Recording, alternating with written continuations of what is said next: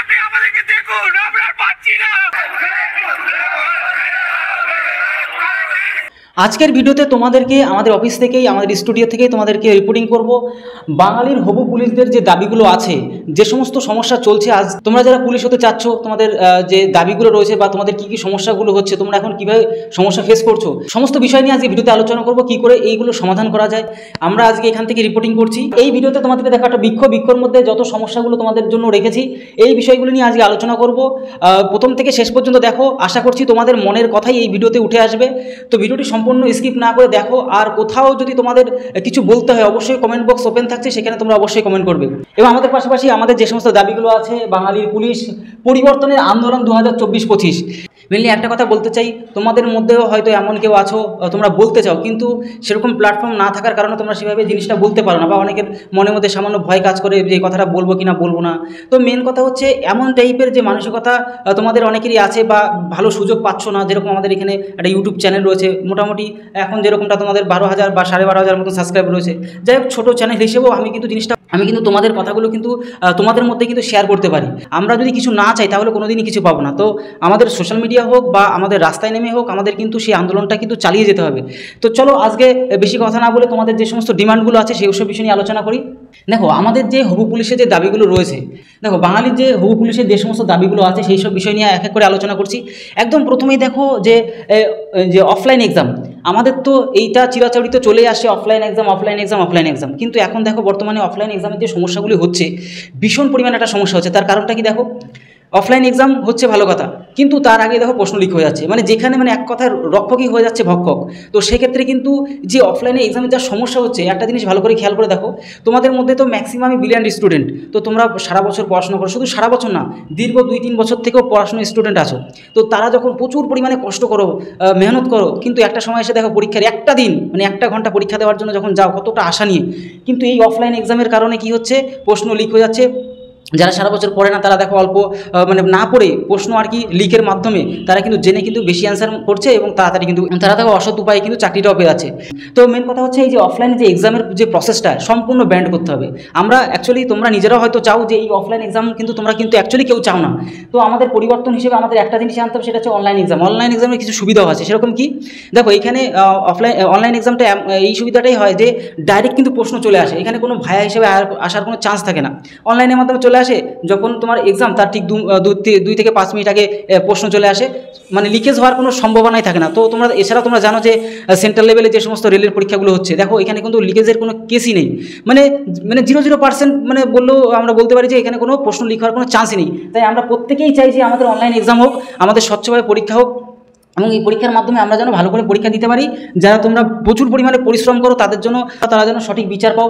এবং একটা জিনিস খেয়াল করো, এই যে হালে করে একটা কথা শুনছো তোমরা হয়তো, যে আমাদের কি অফিসিয়াল যে ট্রেনিংগুলো, যেটা আগে সবসময়ের জন্য পুলিশের ট্রেনিং হতো, সেই ট্রেনিং কিন্তু আমাদের মুখ্যমন্ত্রী মমতা ব্যানার্জি সে কিন্তু কি বলেছে যে এখন থেকে আর কোনো ট্রেনিং হবে না। যদি ট্রেনিং না হয়, মানে এক কথা বলছি, ডিউটির মাধ্যমে তোমাদেরকে ট্রেনিং দিয়ে দেওয়া হবে। তো দেখো মেন কথা হচ্ছে ট্রেনিংয়ের মাধ্যমে বিভিন্ন ধরনের নিয়ম শেখানো হয়, তারপরে কি করে শত্রুপক্ষে, মানে অ্যাকচুয়ালি পুলিশ মানে কি, চোর ডাকাত এবং চোর পুলিশ যে সমস্ত আর কি আমরা জানি, তো তাদের সাথে লড়াই বা তাদের সাথে কৌশলীভাবে জেতার যে পদ্ধতি একমাত্র ট্রেনিংয়ের দ্বারাই কিন্তু সম্ভব। তো সেটা যদি না হয় তাহলে কিন্তু তোমাদের জীবন নিয়েও কিন্তু টানাটানি হতে পারে। তো সেখানেও কিন্তু তোমরা একটু লক্ষ্য রেখো। তো এই যে দেখতে পাচ্ছ 3টে বিষয়টা কি খুবই উল্লেখযোগ্য, তার জন্য তোমাদেরকে বললাম যে আমাদের কোনো রকম ডিউটির মাধ্যমে আমাদের ট্রেনিংয়ের দরকার নেই, স্পেশালি ট্রেনিং হোক যেখানে আমাদের কোনো জীবনের রিস্ক থাকবে না, আমরা ভালো করে জিনিসগুলো শিখতে পারবো এবং ইন ফিউচার আমরা সারাটা জীবন ভালো করে কাজও করতে পারবো। তারপর দেখো ফার্স্ট এক্সাম প্রসেস, তোমরা দেখতেই পাচ্ছ, নিজেরাও তো জানো যে একটা এক্সামের অ্যাপ্লাই করার পরে 2 বছর 3 বছর সময় কিন্তু নষ্ট করে দিচ্ছে। মানে এক কথায় আমাদের যে যুব সমাজটাকে, ইউথ জেনারেশনটার যে বয়সটা কিন্তু একদম সম্পূর্ণ কিন্তু বরবাদ হয়ে যাচ্ছে। তার জন্য কিন্তু অবশ্যই তোমাদের কিন্তু প্রতিবাদী হতেই হবে। আর এই কারণের জন্য বলছি, ভিডিওটি প্রত্যেকটা ভাই বোনদের কাছে শেয়ার করে দাও, তোমরা যারা হবু পুলিশ হতে চাচ্ছ।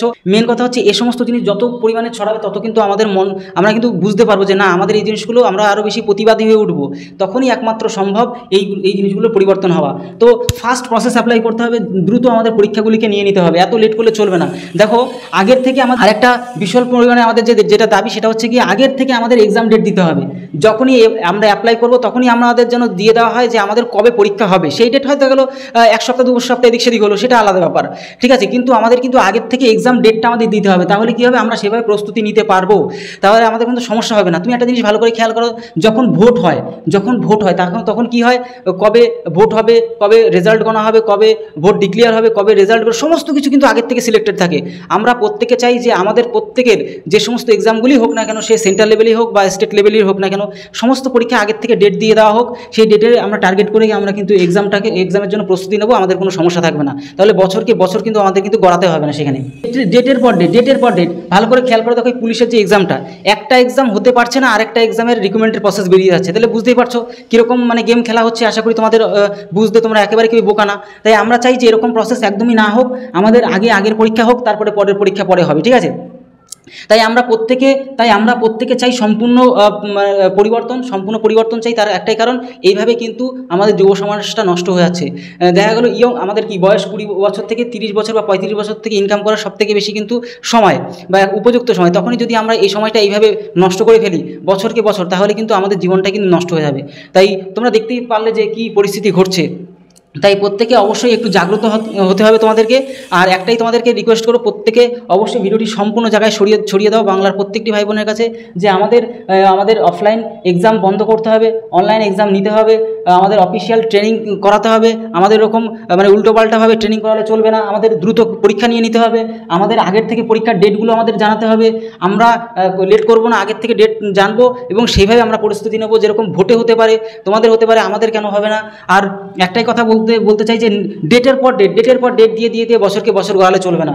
আর আমাদের এই যে সম্পূর্ণ পরিবর্তনটা আমরা কিন্তু অবশ্যই চাই। আমাদের হবু পুলিশ তোমরা যারা হবে অবশ্যই ভিডিওটি ভালো করে দেখো, আর তো প্রত্যেকটা বন্ধুদের কাছে শেয়ার করে দাও, প্রত্যেকটা বাঙালি জানুক যে এই যে অত্যাচার হচ্ছে যুব সমাজের, এটা কিন্তু আমাদের বন্ধ করতেই হবে। তাই এর পাশাপাশিও তোমাদের যদি কোনো রকম কোয়ারিজ থাকে, কোনো রকম যদি প্রশ্ন থাকে, অবশ্যই কমেন্ট বক্সে জানাও। ইন ফিউচার আমি যদি পারি তাহলে আবার একটা ভিডিওর মাধ্যমে সমস্ত কিছু আলোচনা করব, কারণ আলোচনার মাধ্যমে সমস্ত কিছু জানা যায়। আর আমরা যদি কিছু না বলি, আমরা যদি চুপচাপ থাকি, তাহলে কিছুই কিন্তু আমরা জানতে পারবো না, বা আমাদের যেটা করা উচিত সেটা কিন্তু করতে পারবো না। তার জন্য প্রত্যেককে বলছি যে অবশ্যই তোমরা যদি অবশ্যই এর পরিবর্তন চাও, তাহলে প্রচুর পরিমাণে সোশ্যাল মিডিয়াতে জিনিসগুলোকে ছড়িয়ে দাও, তবেই একমাত্র আমরা যেটা চাইছি সেটা কিন্তু পরিবর্তনের দিক আসতেই পারে। তাহলে ভিডিওটা আজকে এলো, তত সময় সবাই ভালো থেকো, সুস্থ থেকো। জয় হিন্দ, জয় ভারত।